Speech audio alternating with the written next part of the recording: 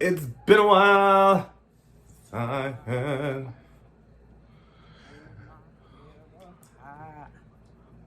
It's been a while. Just I said I'm sorry. Actually, I had to say I'm sorry to Noah last night. Oh, I yelled at her. that's good. I yelled at her. Parents apologizing. That's very rare. That's very good parenting. Even when she be wrong as shit. Ooh, cause she be wrong. Cause she was wrong as 3 left shoes yesterday. Oh boy. And she knew it. She knew she was. She hit me and was like, I'm sorry. I know. You can take my laptop for as long as you need to. Because she was watching videos when she was supposed to be getting ready to get in the shower. And I got so mad because I told her so many times, so I yelled. And then I had to stop and apologize. Like, you know what? You shouldn't be moved by anybody yelling at you. So I shouldn't yell and raise my voice at you to get my point across. So I apologize for raising my voice. The computer's still mine.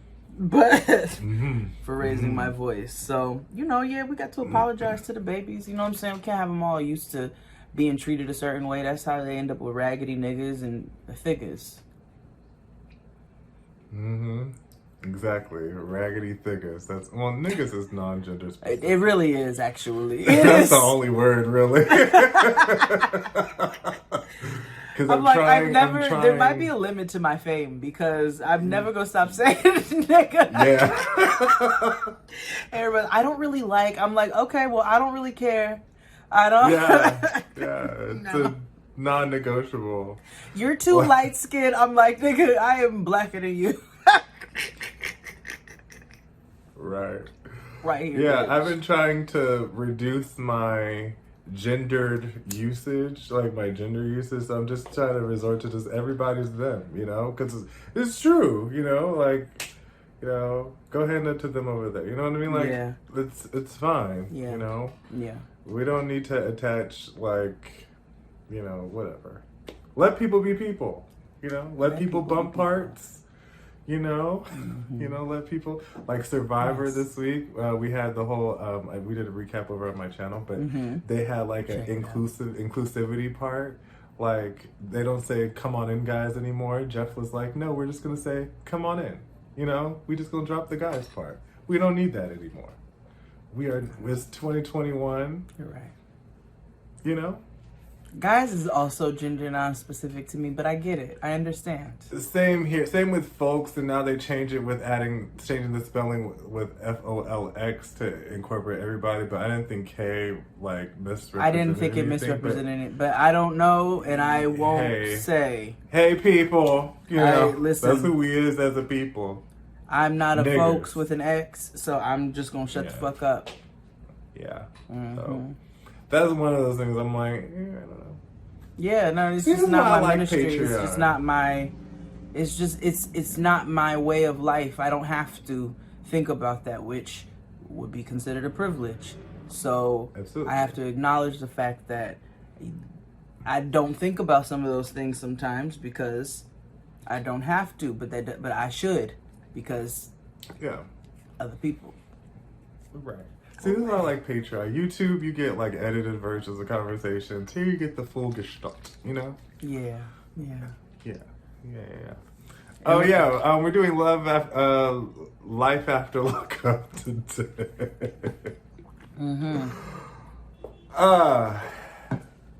Same parts. This week we are going to. We have 2 episodes to cover, so we're just going to cover the couples in todo. So, oh yeah. I'm also I made a promise to myself that I needed to learn Spanish. Okay. Or perfect the Spanish that I know and become a little bit more conversational by the end of this year. Clearly I'm a little late. But you're never too late. But I re-downloaded Duolingo, and me too. Mainly from shame from my aunt, but I did as well. That's fair. Family shame is also a good thing sometimes. My dad don't speak Spanish, so I'm not even going But see, that's generational though, because see, sometimes like they be like, "Well, I failed you, fine." So I'm gonna put more faith in the babies. Right. Like, it's true. Because that nigga came in the house one day. He was like, "Where the tortillas?" And we were like, "You are the Mexican one." He is a nigga. Love it. Love it. That's like when my grandmother was, teaching me how to cook earlier when I was younger. Mm-hmm. My mother would be like, "Oh, I never really learned that." My grandmother would be like, Didn't listen. Speaking of which, before we go on, they're having the time of their lives in Oklahoma, okay? Oh, good. They are having a wang dang motherfucking deal. If you guys didn't know, they went to their hometown in Bartlesville, Oklahoma on a road trip. And the doll was nervous because I was like, somewhere. Crystal know.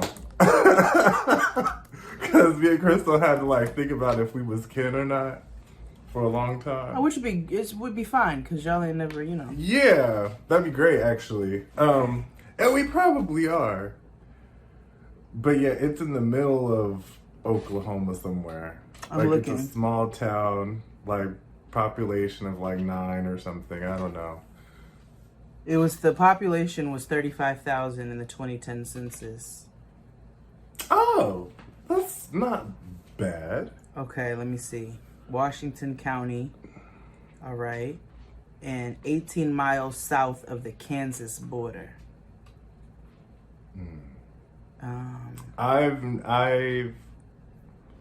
Yeah. Why are you all why can't you tell me how many miles they are from Oklahoma City or Tulsa? These niggas are giving me Neototsi, Kansas, Tyro, Pawhuska, Oklahoma, Hula, Oklahoma. Bitch, I ain't never heard of this shit. Oh yeah, because although Oklahoma has them Native American names for towns, which is so ironic because of what they do to the natives. Well, you already know that I personally. You used to live there. Yeah, I lived there specifically to work for a law firm that represented tribes. Longhorn, right? That was his name. Right? What'd you say his last name was? Big Horse. Yes, Big Horse. Not the guy though. That was one of the other Amber. One was one of our other attorneys. Her name was Amber Big Horse, but his name was William something or other. But it was a firm that specifically represents tribal business across the United States, but in all of the states where tribes are centralized. So Oklahoma, Washington State, Washington, D.C., all those places we had offices. I forget where our Northeast office, it might have either been New York or Connecticut, somewhere in Connecticut. So yeah, it was interesting because I had to go to courthouses that were owned by the tribes out on the reservations, which they didn't technically call reservations. So I learned all the ins and outs, but it was an interesting time. Yeah. Well, in that case, then we should start with Native Charles Manson. Let's do that. Because he was claiming it hard in these episodes, honey. Yeah. Hard. So, they, in episode 3, not much happens with them. He asked her to marry him again. Yeah, at the Bonnie and Clyde photo shoot for Ivy Park. So they, they was giving fashion, they was giving looks, they was doing it all. But they she's so kind of yeah, I'll marry you. Bah. When I tell you, Mama's looked unhappy the whole damn time. Yeah, she's so pouty. And I'm is it because of the new eyebrows that are askew? I can't tell. I said that ain't no Glossier, nigga. No. That is Reverend Dr. Silky Nutmeg Ganache collection. It is Sharpie sharp, okay? Sharpie juice. Bitch. So in episode 4, however, things get a little bit more deep. And, they're in the house being white, doing white things. Mm-hmm. And we learn that Christiana has children. Yes. Which I think, no. We learned that before she had a son. I didn't remember this. This part was very sad. I was like, Yeah, it was. So she had a son when she was 14 or 16? 16. 16. And the child was removed from her custody because of her substance use. And she was thankful that happened because she wasn't able to provide true safety for her son. Yeah. And so now her son is 20. And I'm not sure where the person lives. And she calls him she FaceTimes him, and she FaceTimes him to invite him to the wedding. Yeah. And he seems to have a lot of good sense about himself. I mean, I guess you only say but so much, but he sounds, reasonable. He didn't. Yeah. Yeah. I've noticed there's a similar theme across Sharp Entertainment TV shows whenever they air.